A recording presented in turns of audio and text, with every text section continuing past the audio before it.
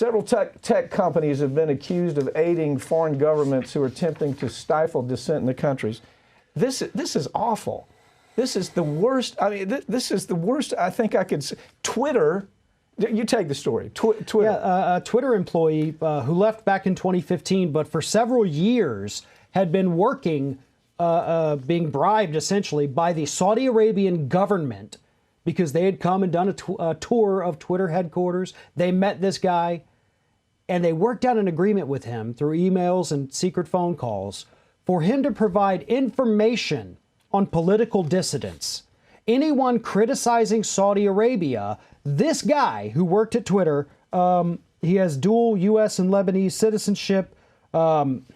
He was given searching for his name because it's very difficult to pronounce. $300,000. Well, the point is, he was given $300,000. Right, and he would send here's their location, here was their last IP address, so that the government could do, I don't know, maybe whatever it is the Saudi Arabian government has been known to do to dissidents. Yeah. And that is terrifying. And this employee of Twitter aided and abetted it. He's now facing 23 criminal counts. Emails, addresses, phone numbers, data over everything that's being transmitted by these dissidents. And you don't think the royal family is going to deal with that?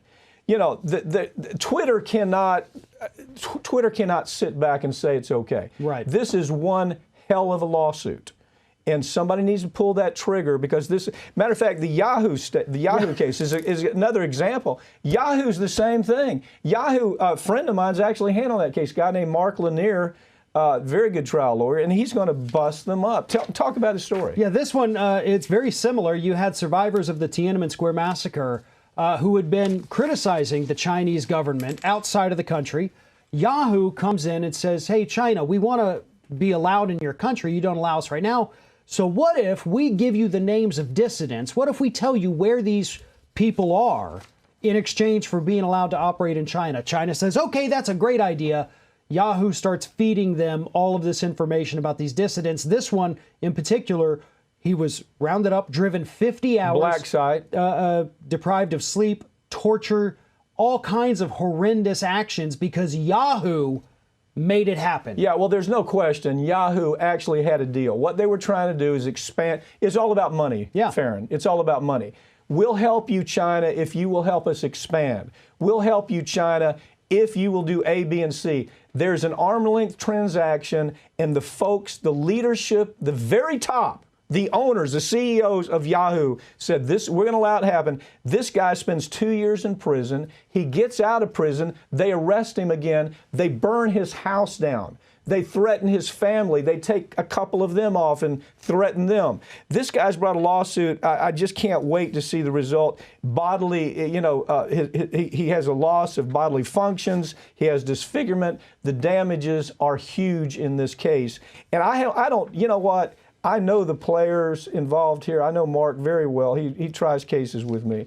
He's gonna rock their world, and maybe somebody will get it, huh? Well, you know, these social media giants have been going through all these extra steps to try to label people that they think are somehow affiliated with foreign governments when they really need to be looking inside themselves. Yeah. Because these are the people who are legitimately working for foreign governments to get people killed. Right. That's the bottom line. Right. Thank you for joining me, Farron. Thank you. The Kingdom of Saudi Arabia has been named in a lawsuit over a mass shooting that took place in Pensacola, Florida, at the naval station in 2019, after a Saudi national murdered multiple people and sent dozens more to the hospital. Joining me to talk about this lawsuit is my partner, Chris Polis. It's Chris. I'm so glad. I don't think there's anybody in the country, honestly, that knows as much about how the royal family, the Saudi royal family, operates its terrorism regime in the United States.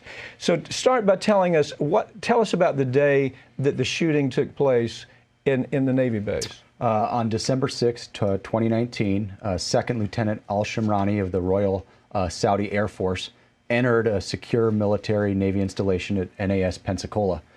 He brought with him hundreds of rounds of 9mm ammunition and a 9mm pistol. He went and prayed at a pray station on base, and then immediately walked into Building 633 on the base, scouted the location using his uniform as cover to walk through a building that he was very familiar with because he was a student there. identified his victims and then proceeded to execute them one at a time for about 15 minutes. Okay, he was a student there because we sell so damn many military weapons to Saudi Arabia that we then have to say, okay, well, we'll train your people to use the most sophisticated weapons in the world. We'll train them right here in the United States. As a matter of fact, one of my relatives actually trains them how to fly the most sophisticated airplanes on the planet. So this is all about weapons, isn't it? That's right. He was here because he was part of a training program that was directly tied to sales of aircraft. So good for McDonnell Douglas, good for Raytheon, good for Boeing, but bad when you look at what the Saudi royal family is using this for. Tell us about the shooter. Well, the shooter, again, Second Lieutenant Al-Shamrani, was handpicked by the Saudi Royal Air Force to come over here to learn to fly planes. He had allegedly been vetted for anything in his background that would be suspicious, but clearly something failed entirely, if not was intentionally ignored by the Saudi military when they picked him. He had posted online extreme ideologies and extreme views, anti-American, anti-Israel views, well before ever joining the Saudi military and well before ever being picked to come in to the United States to learn to fly planes. Okay, and of course the suggestion that I've seen time and time again is he was a Trojan horse. Okay, he had been trained by the Wahhabi clerics. He was covered with their awful ideology of how everything in the West, that we're a bunch of devils, we're a bunch of infidels who need to be killed. I mean, that's the message of the Wahhabi cleric, who, by the way, the Wahhabi clerics are so tied to the royal family that you can't stick a knife between the two of them. That's how close the Wahhabi clerics, the crazy guys, and the Saudi royal family is. Yeah, that's correct. He was exposed to those types of teachings from an early age and all through the state-sponsored educational program there in Saudi Arabia. And he was quoting extreme clerics online for a long period of time before he ever committed this attack. Okay, and we know the shooter. Here's what you just told us. The shooter, there was plenty of history before he ever stepped foot on American soil. We know that. We know that the movie The Dissident really talks about what they call the flies. I think that's the term they use, the flies, that keep up with everybody that comes from Saudi Arabia to the United States. Talk about that a little bit. Yeah, absolutely. You know, Saudi Arabia is one of the most prolific police states in the world.